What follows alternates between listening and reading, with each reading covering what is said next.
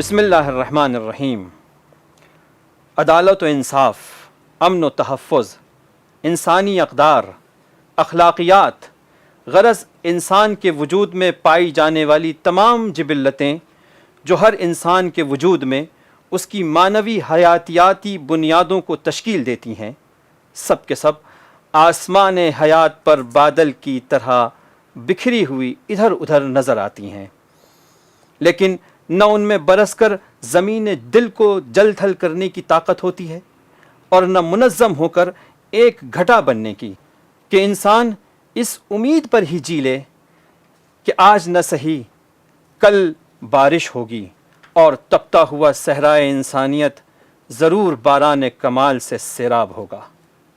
لیکن جہاں مقصد پیش نظر ہو وہاں انسان کی زندگی کا رنگ اور ہی کچھ ہوتا ہے۔ دل و جان سے اپنے مقصد کے لیے ایک ایک سانس کو وقف کر دینے کا ہنر ہمیں کربلا بتاتی ہے، اور اپنے لہو سے اپنی حیات کی آبیاری کا طریقہ ہمیں اصحاب حسین بتاتے ہیں۔ لوگ موت کو فنا و نابودی کا نام دیتے ہیں، لیکن اصحاب حسینی موت کی طرف یوں ہمکتے نظر آتے ہیں جیسے ایک ننھا سا بچہ ماں کی چھاتی کی طرف لپکتا ہے۔ عبداللہ ابن عمیر کلبی روز عاشور کربلا میں امام حسین کے ہمراہ شہید ہونے والے ان باوفا جانثاروں میں ہیں جن کے بارے میں مشہور ہے کہ ابتدا سے خاندانی شیعہ نہ تھے، لیکن ضمیر زندہ تھا تو زندہ ضمیر کی انگلی تھام کر وہاں تک چلے آئے جہاں فرشتے بھی حیران نظر آتے ہیں۔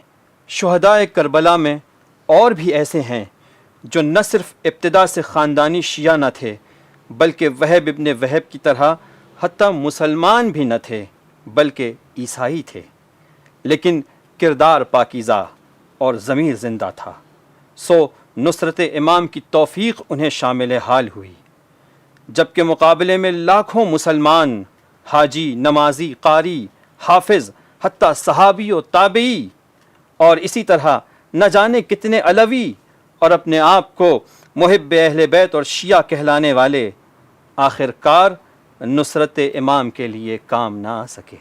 اسی سے سمجھ میں آتا ہے کہ یہ سارے عناوین اور ہیں، لیکن عملی طور پر نصرت کے کام آنا ایک الگ ہی مقام ہے۔ اسی لیے حضرت عیسیٰ علیہ السلام اپنے خاص مومنین نہیں بلکہ اپنے حواریوں سے خطاب کر کے پوچھتے ہیں، من انصاری الی اللہ، یعنی تم میرے حواری ضرور ہو لیکن کیا تم میں کوئی میرا مددگار بھی ہے یا نہیں؟ مقام حواریت اور ہے اور مقام نصرت اور۔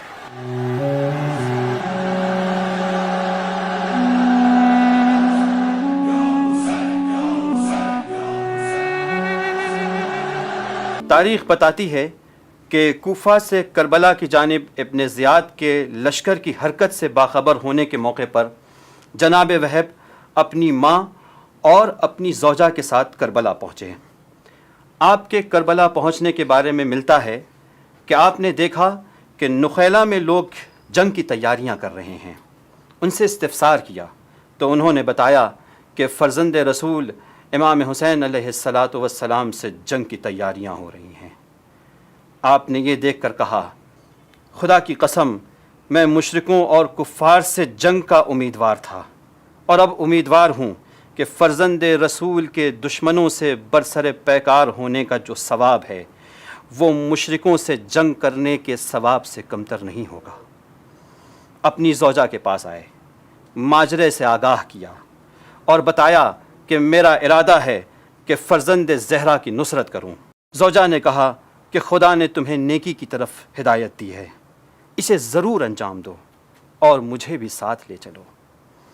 10 محرم کو اپنی زوجہ کے ہمراہ دونوں شہید ہو کر ہمیشہ ہمیشہ کے لیے جاویداں ہو گئے۔ آپ کا نام عبید اللہ ابن عمیر تھا اور تعلق قبیلہ بنی علیم سے تھا۔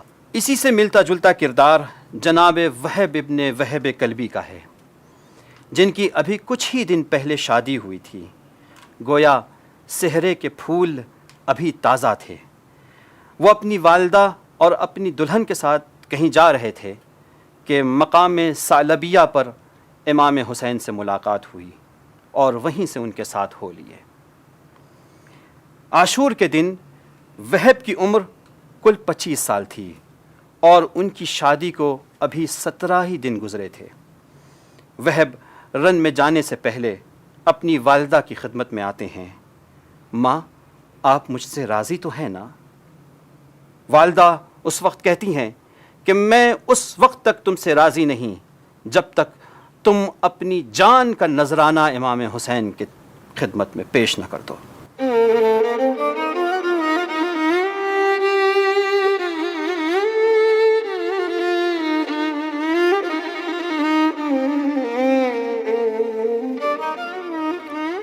محرم کی صبح جب عمر سعد نے امام کی خیمے کی طرف تیر پھینکا اور جنگ کا آغاز ہو گیا تو ابتدائے جنگ میں عمر سعد کی جانب سے زیاد ابن ابی سفیان کا غلام یسار اور عبید اللہ ابن زیاد کا غلام سالم میدان میں آئے اور انہوں نے مقابل طلب کیا۔ حبیب ابن مظاہر، بریر بن خضر اپنی جگہ پر سے بلند ہوئے تو امام حسین نے انہیں بٹھا دیا۔ یہیں عبداللہ ابن عمیر نے امام سے اذن جہاد لیا۔ امام نے اجازت دے دی۔ آپ وارد میدان ہوئے تو عبداللہ سے سامنے آنے والے حریف نے پوچھا کہ تم کون ہو؟ انہوں نے اپنا تعارف کرایا تو یسار نے جواب دیا کہ ہم تمہیں نہیں جانتے، زہیر، حبیب یا بریر کو ہمارے لیے بھیجو۔ آپ نے جواب دیا ان میں سے کوئی نہیں آئے گا۔ یہ کہتے ہوئے انہوں نے یسار کے اوپر حملہ کیا اور اس کے پاؤں اکھڑ گئے۔ اسی دوران سالم نے ان کے اوپر حملہ کیا۔ عبداللہ ابن عمیر نے اس کے وار کو اپنے دائیں ہاتھ سے روکا جس کی وجہ سے آپ کی انگلیاں کٹ گئیں، لیکن پھر جوابی حملے میں آپ نے ایک ایسا وار کیا کہ اس کا کام تمام ہو گیا۔ عبداللہ کی شہادت کے بعد ان کی زوجہ ام وہب ان کے سرانے آئیں اور ان کے سر کو صاف کر کے انہیں مبارکباد دے رہی تھیں کہ عبداللہ جنت تمہیں مبارک ہو۔ اسی اثنا میں شمر نے اپنے غلام رستم سے کہا کہ ایک گرز کو مار کر ان کا کام تمام کر دو۔ اس نے ایسا ہی کیا اور ام وہب وہیں شہید ہو گئیں۔ ام وہب کو واقعہ کربلا کی پہلی خاتون شہید کا افتخار حاصل ہے۔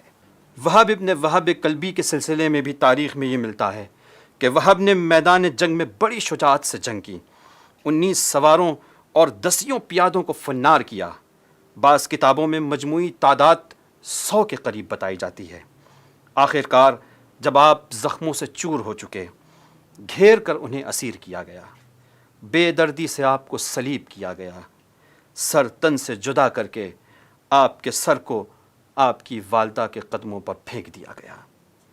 آپ کی والدہ نے سر کو اٹھایا، سر سے ہم کلامی کرتے کرتے خاک و خون میں اٹے سر کو صاف کیا، سر کا بوسہ لیا اور پھر یہ کہتے ہوئے دوبارہ سر کو آدھا کی سمت پھینک دیا کہ یہ ہمارا شیوا نہیں کہ جس چیز کو ہم نے قربان کر دیا اسے دوبارہ واپس لیں۔ تاریخ میں ملتا ہے کہ وہ سر کسی شقی کو لگا اور وہ وہیں فنار ہو گیا۔ گویا شہید کا کٹا ہوا سر بھی امام کی نصرت کر رہا۔